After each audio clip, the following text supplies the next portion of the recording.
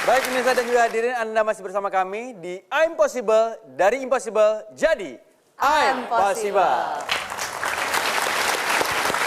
Ya, tadi sudah banyak sekali penjelasan dari Miss Mary. Seperti yang saya bilang bahwa untuk melakukannya juga tidak segampang melakukan apa yang sudah disampaikan oleh Miss Mary. Betul. Tapi mungkin saya akan kembalikan lagi kepada hadirin atau audiens yang hadir di studio pada kali ini. Iya. Baik Miss Mary, saya mohon izin dulu untuk memberikan kesempatan kepada audiens di sini yang ingin bertanya ya.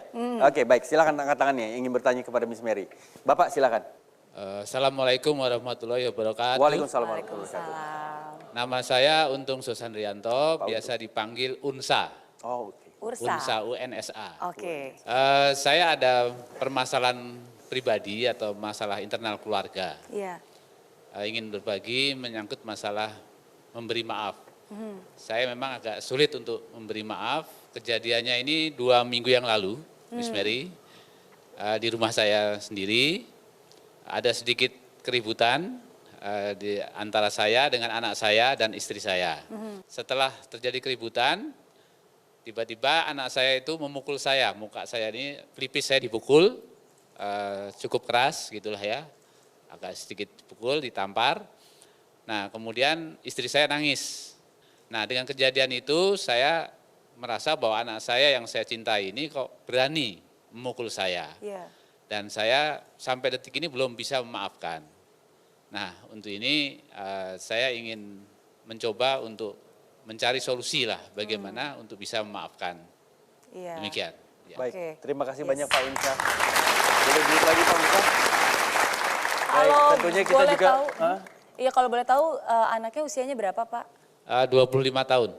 Oke. 25. Laki-laki ya Pak ya? Laki-laki sudah bekerja, tapi belum menikah ya. Baik, baik. Oke. Kita turut prihatin ya Pak ya, dengan persoalan yang ada di keluarga Bapak.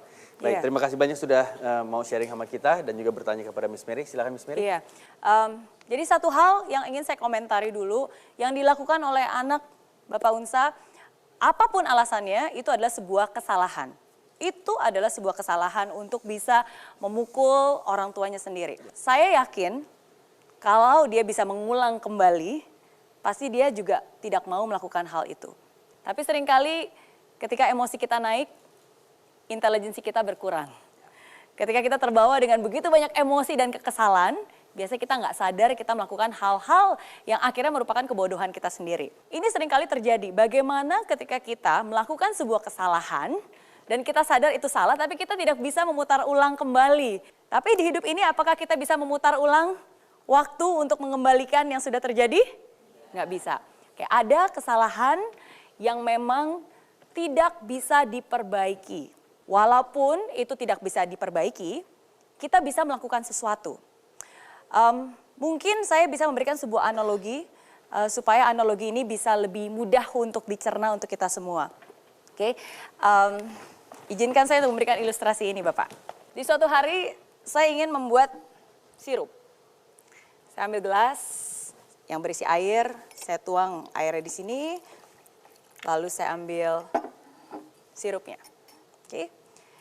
Dalam proses membuat sirup, oke, saya lagi berbicara dan ternyata saya tidak sadar bahwa wow, ternyata sirupnya kebanyakan. Jauh lebih banyak dari yang saya butuhkan. Sebuah kesalahan. Betul? Sekarang saya tanya, apakah saya bisa memisahkan antara kesalahan yang sudah terbuat? Apakah saya bisa memisahkan sirup dari airnya? Bisa nggak? Nggak bisa. Nggak bisa. Tapi ada yang bisa kita lakukan. Kalau Anda jadi saya, apa yang Anda lakukan terhadap gelas yang sudah berisi sirup yang kebanyakan ini, yang sangat asam ini? Apa yang Anda lakukan? Ada yang bisa komentar? Ya, betul. Anda akan ambil wadah yang lebih besar, oke, seperti ini. Oke, dan Anda akan tuangkan kesalahan itu terhadap wadah yang lebih besar. Lalu apa yang Anda lakukan? Menambah air. Anda akan tambah air. Sampai kira-kira sesuai. Oke? Dan tebak, apa yang Anda bisa lakukan dengan sirup yang sekarang jauh lebih banyak? Anda bisa membuat bukan hanya 1 gelas, tapi sekarang Anda bisa membuat untuk beberapa gelas.